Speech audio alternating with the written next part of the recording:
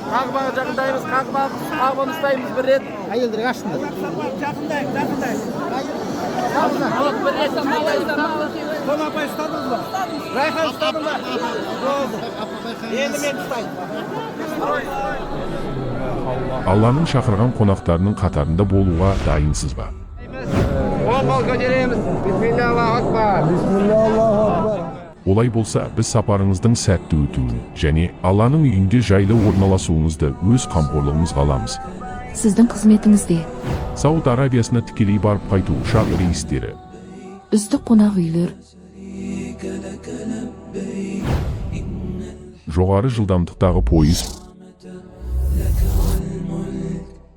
және жоғары білікті гид. барлығы сіздің жайлы ғибадатыңыз үшін. Қазақ сапары, иманыңызды бізбен бірге жаңартыңыз.